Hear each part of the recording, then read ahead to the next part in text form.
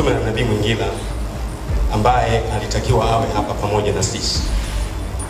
Akasema ameshindwa kufika kwa sababu kama mnavyojua alikuwa anamzika baba yake siku chache zilizopita, na kwa hiyo alikuwa na mambo ambayo alikuwa anahitaji kuyaweka sawa, lakini yuko pamoja na sisi. Tupige makofi pia kwa Anton Lusekelo, rafiki yangu wa miaka mingi sana. Urafiki wangu na Anton Lusekelo unatofautiana sana urafiki wa wengine. Wakati mimi nikiwa mdhaifu sana pale Ubungo naanza, mara nyingi sana Pastor Anton alikuwa anapita pale. Tunaongea, tunazungumza, tunabadilishana mawazo. Na mimi nilikuwa nakwenda Kibango mara nyingi, sio mara moja mara mbili. Naendeleaje jambo? Pastor Anton ni mtu mwema sana. Kitu kwa dakika chache nataka ni tight ujumbe wangu kwa maneno haya kwamba ulichobeba ndio hasa chanzo cha vita yako. Mwambie mwenzako ulichobeba ndio hasa sababu ya vita yako. Pamoja na mambo mengine ambayo yanakuletea vita kama kutokutafasiri ufunuo vizuri, kutokutafasiri ndoto vizuri, kutokuwa na mahusiano na watu mazuri, lakini ulichobeba kinakuletea vita kubwa sana. Sasa ni vizuri ujue sasa tafasiri sahihi ya binadamu ni nani. Binadamu ni nani? Binadamu sio akili. Ndio maana unasema akili yangu imechoka. Ina maana wewe sio akili, ila una akili yako. Mwanadamu sio moyo. Ndio maana unasema moyo wangu unauma sana. Moyo wako, lakini wewe nani? Mwanadamu sio elimu. Ndio maana unasema elimu yangu mimi nilipata India, ila wewe ni nani? Unasikia? Na ndio maana wanasema kwamba mwili wa marehemu utazikwa kesho. Mwili wa, ina maana mwili huu sio marehemu, ni wa marehemu. Marehemu mwenyewe hayupo hapa. Ndio maana unasikia watu wanasema ndugu yetu ametutangulia mbele ya haki. Ukiona wanayesema ametangulia mbele ya haki, masikio yapo, kichwa kipo, moyo upo, brain ipo, miguu ipo, kama na ndevu kama za kwangu nazo zipo, ila wanasema ametangulia mbele ya nini? Ya haki. Ni nani huyo aliyetangulia mbele ya haki? Tunakuja kwenye tafasiri sahihi ya binadamu. Binadamu ni roho. Hebu sema binadamu ni roho yenye nafsi inayokaa ndani ya nyumba, na nyumba inaitwa mwili. Hiyo ndio maana tafasiri ya binadamu. Human is not the body. Human is a spirit with a soul dwelling in a house, and the house is called body. Na ndio maana ukichukua karanga ukaimenya ikafunguka, lile ganda la nje haliitwi karanga, linaitwa ganda la karanga, lakini karanga yenyewe iko ndani. Unaposema umekula karanga, hukula ganda la nje. Umeipiga ikafunguka, alafu karanga ikatoka ndani pala, ganda la nje ukalitupa. Ndivyo ulivyo mwili wa mtu. The outer part of you and mine is from the soul, but the inner part of me and you is from heaven, is made by God. Kwa hiyo ndani mtu ametoka mbinguni, ni roho ya mtu. Na ndio maana hiyo roho ya mtu inaitwa mwana wa Mungu. Kwa sababu kwa mujibu wa Yohana 4 mstari wa 24, Mungu ni roho. Ndio maana Biblia inasema kwamba mwili utarudia mavumbi na roho itamrudia nani? Mungu aliyeitoa. Na nielewa jamani eh? Kwa hiyo kumbe kabla wewe hujaishi hapa duniani ulikuwepo.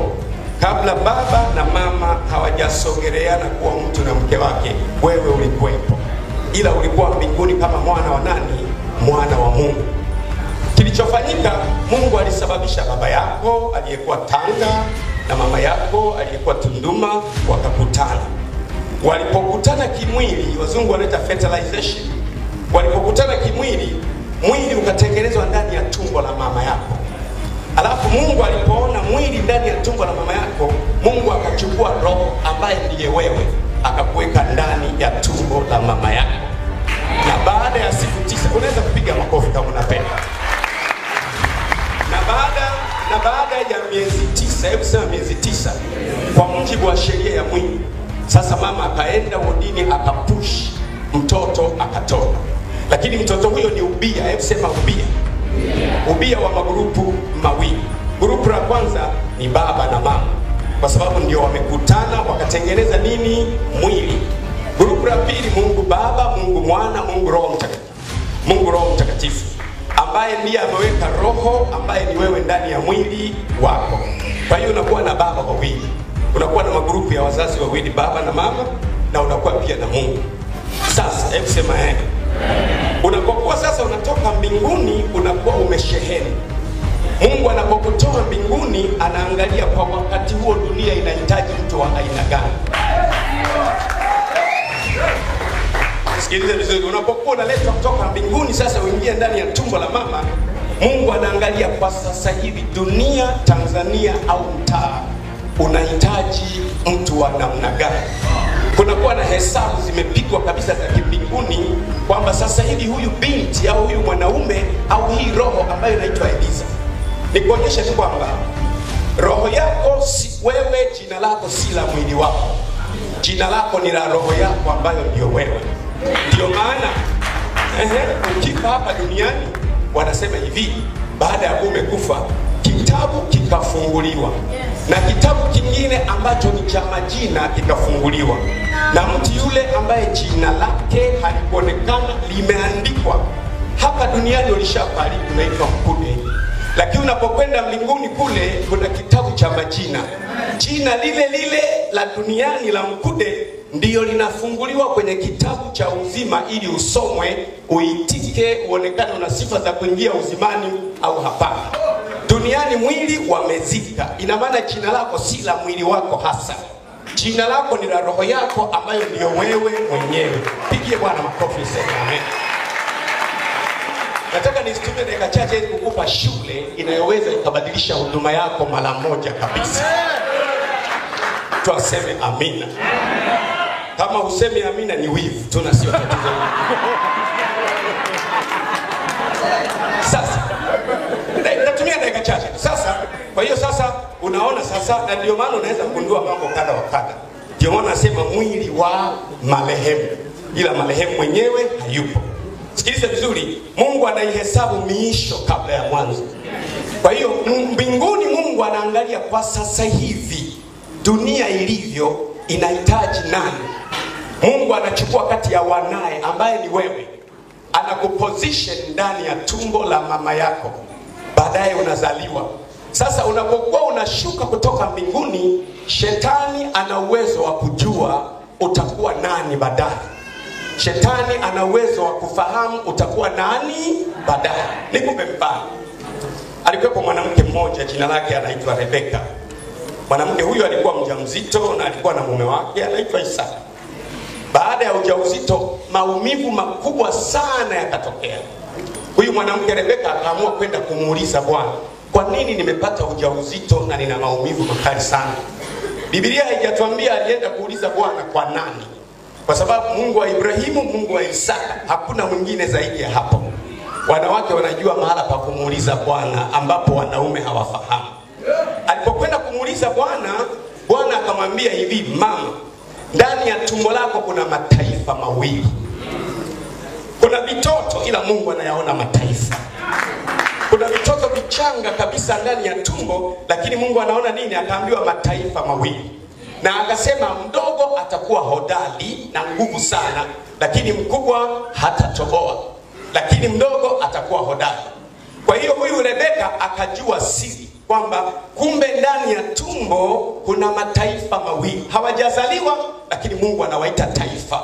Hawajasoma shule lakini Mungu anawaita taifa. Hawajaenda chuo cha Biblia lakini kwa mujibu wa yeye anawaita taifa. Hawajaenda chuo kikuu au chuo cha teolojia lakini Mungu anawaita taifa. Haleluya. Kwa hiyo Mungu anawaita taifa. Sasa baadaye huyu mama karudi kwa mumewe. Bila shaka akamwambia, "Daddy, ulikuwa umekwenda wapi?" Inaonekana mzee Isaka hakujua Rebeka alikwenda wapi. Ndio maana ile siku ya kutoa baraka, sasa mzee Isaka anataka ambariki mtoto wa kwanza. Lakini huyu mama alishajua kwamba mtoto wa kwanza sio. Mama alishajua kwanza mtoto wa kwanza sio. Anajua baba anataka kutoa baraka kwa mtu ambaye sio. Mara nyingi kwenye standard theology ya kawaida huwa tunasema kwamba Rebeka alisema uongo. Sio kesi hiyo, nikwambie, kwa mitume na manabii wanaotembea kwenye ufunuo, hiyo sio kesi. Pigie Bwana makofi. Haleluya. Amen. Hiyo sio kesi. Kesi iko hivi, kesi iko hivi. Napenda. Naomba nikupe haki.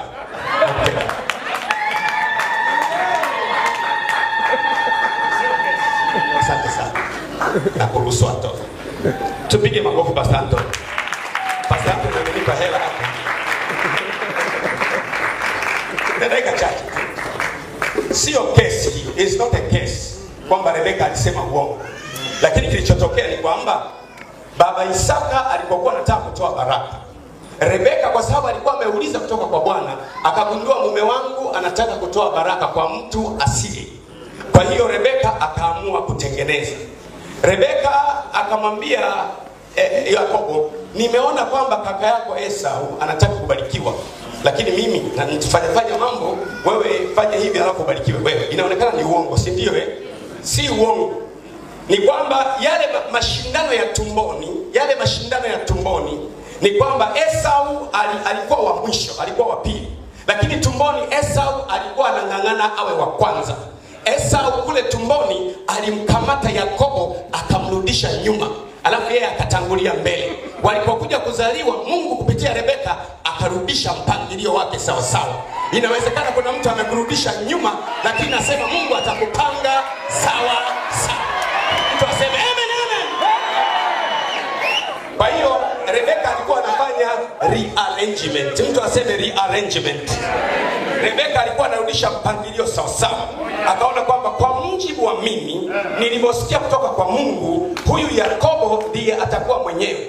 Rebeka anasema tumboni Esau alikuwa wa pili, lakini akafanya fujo hizo mpaka akawa wa kwanza, lakini mimi nitamrudisha Esau mahala pake. Yule aliyepangwa kwa wa kwanza awe wa kwanza. Nataka kukwambia watu wakiona wivu kwa sababu ya nafasi yako, utakuwa vile vile kama Mungu alivyopanga kuwa.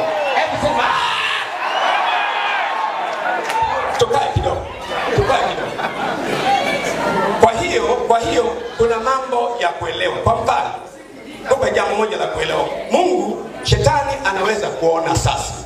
Wakati wewe unazaliwa, shetani na mapepo na waganga wa kienyeji wana uwezo wa kuona ulipotoka mbinguni. Kuna wengine wameshehenezwa uwe waziri, wengine uwe mbunge, wengine uwe mkurugenzi. Kwa nini? Kwa sababu Mungu anaihukumu miisho kabla ya mwanzo.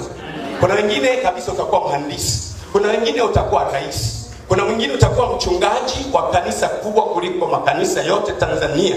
Makanisa makubwa Tanzania kwa sasa hivi hayapo, kwa sababu Tanzania sina watu milioni 50. Makanisa yenye watu 3,000, 4,000, 5,000, 10,000 bado hayajakuwepo. Lakini Mungu aliona kuna mtume fulani, kuna nabii fulani, kuna mama fulani ambaye muda fulani atakuwa ndio mchungaji wa kanisa kubwa. Ukashushwa kutoka mbinguni, na kwenye ulimwengu wa roho shetani anaweza kujua umebeba nini. Vita inaanza tangu nazaliwa, vita inaanza tangu naolewa. Sio kwa sababu ya sura yako, ni kwa sababu ya ulichobeba. Ulichobeba ndio kinakuletea vita. Waambie hata kama wakileta vita, lazima mzigo uliobeba utafika mahala pake. Shout and say waliobeba sana vita yao ni nzito sana. Waliobeba kiasi vita yao ina wepesi, kwa sababu kuna mzigo wa kudischarge. Hebu sema discharge. Na discharge port ni hapa duniani. Umetoka mbinguni ukiwa kama roho, umeshehenezwa na Mungu mafuta ya mafunuo, ukaja duniani. Anataka kukuondoa ili kupunguza mzigo wako. Mzigo hautapungua kwa jina la Yesu. Hebu sema Kwa hiyo vita yako wewe haitokani na kanisa ulilotokea. Vita yako haitokani na ukoo, inatokana na kile ulichobeba. Mashetani kwenye ulimwengu wa roho wanaangalia huyu mama ni nabii wa ajabu. Huyu mama atakuwa waziri wa afya baada ya bunge lijalo. Wanapoangalia namna hiyo, wanasema mpigeni vita sasa hivi kabla hajawa Mungu anapotaka kuwa. Lakini jambo moja nikwambie, Mungu akianzisha kazi, Mungu akianzisha jambo, lazima upenye mpaka mwisho. Penya, hebu sema penya, penya, penya. Hebu sema penya, penya, penya. Penya kwa jina la Yesu. Mwambie mwenzako penya.